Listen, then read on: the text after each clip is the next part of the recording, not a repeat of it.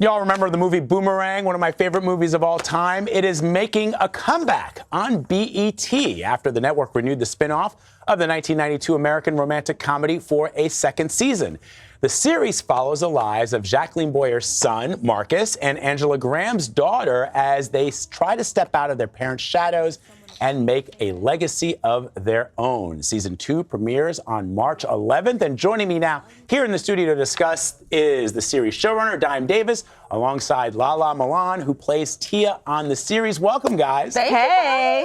So good to have you. So before the cameras even started rolling, I was like, I'm an old school Boomerang fan. Okay. And you guys sort of gave me the straight inside scoop on what people can expect. For those of us who are fans of the original film, and even those who came on board with the first season, what we can expect in season 2. So set it up for us. Marcus and Angela and Jacqueline, where we left it in 1992 and where we pick it up in season 2. Yeah, well, our series picks up 25 years after where the movie ended.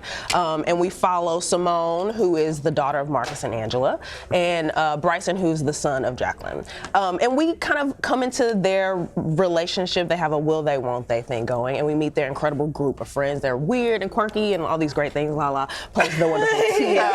And at the end of season 1, there was a massive breakup between those two, Simone and Bryson. So season 2, we wanted to start with, what does that do to a group of friends? You have these two people who are the core members of this friendship, and they break up, and in effect, everyone kind of goes through a breakup. But that allowed us to explore the other characters in a way we hadn't in season 1, so everyone takes us on their own journey as they're trying to figure out, listen, do I want to be a part of this, or do I not want to be a part of this? So we got to really dive into some really fun stuff. Very much so. So one of the things that we were talking about is I loved Boomerang because just coming out of college and seeing a film where you had young black professionals in a professional environment where they worked for a black-owned company, and they were high-powered executives. These weren't like entry-level like I was. Absolutely. These were people at the very top of their game. Are we seeing the same thing here?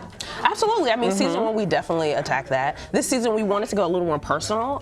Yes. They also lost their jobs last season. And that, I think, very much so, like she said, we lost our jobs, and we had to find a way, just like most millennials nowadays. You know, a lot of people aren't going to the traditional jobs anymore. A lot of people are skipping school and going straight into entrepreneurship. Right. So we're pretty much showing Boomerang today in the eyes of young black millennials, and also the successes of being able to be one.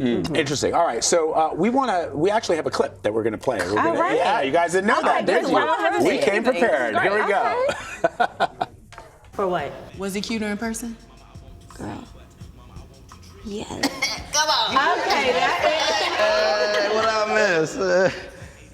What's up? Pimpin'. Where the cocaine at, Pastor? You still got the receipt for that, though, right? Stop. What?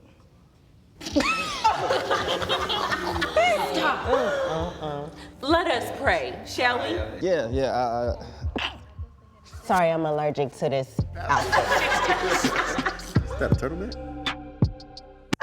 So we're all laughing as we're watching. Even you guys are laughing as you're seeing it. It's great. This is our first time seeing it. Well, not my first time, obviously, but LaLa's first time. Yes. This is my first time seeing it, and it's funny, that part of me sneezing. I know. That was improv. Yeah, it was That's a real sneeze? That was great. I love And you that left part. it in there. Of course, you gotta have the nuances. Funny. Oh, that's great. I'm good. Yeah, you are. So I mean, set that scene up for us and what we're seeing and what you're trying to convey.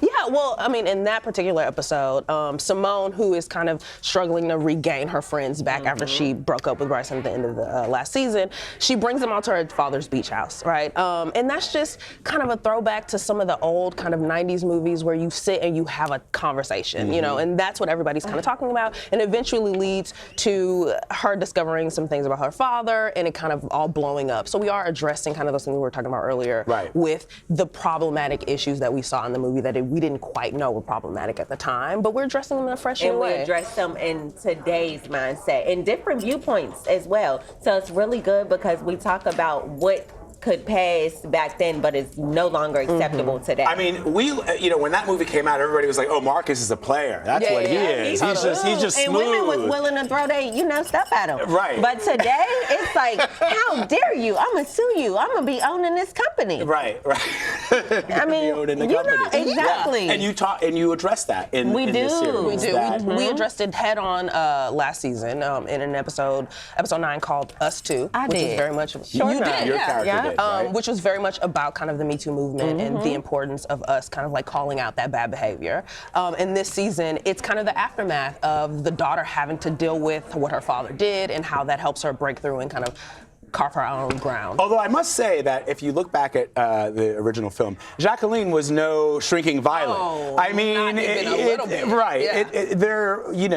A woman behaving that way with an Very employee. much Remember, so. Marcus reported to her Yeah. at the end of the day, right? Absolutely. So there were issues even on that Very if you look much at it through so. that lens. But you know what's funny?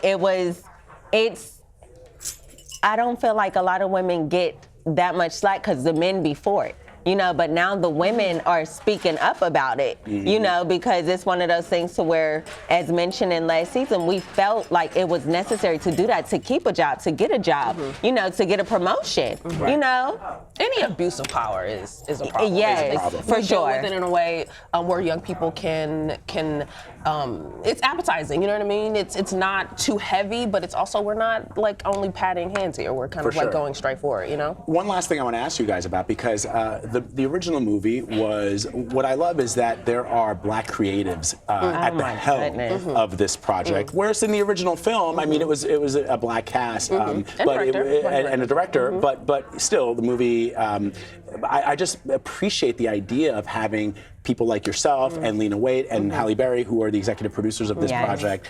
So there's a little bit of more ownership in the art than perhaps previously. Yeah, absolutely. I mean, our entire writers' room were people of color. Every person who directed our show was a black woman. So we really made sure to kind of keep it not only diverse, but kind of in the hands of people who respected the original movie, because that was important to us, and also knew these characters in a way that was intimate, because we kind of all grew up with these people. Yes, and I feel like, to add to what you're saying, they also had their own viewpoints on it, and that was Very expressed through each character, different sentiments, which I think is very valuable. It's not just one-sided. Right on. Awesome. Dime Davis, LaLa Milan, thank you guys. Thank for coming you. on. Congratulations. Yeah, so much, March man. 11th. March 11th. March 11th. Tune in. Okay. All right. See LaLa On BET. Yes, come on. Thank you.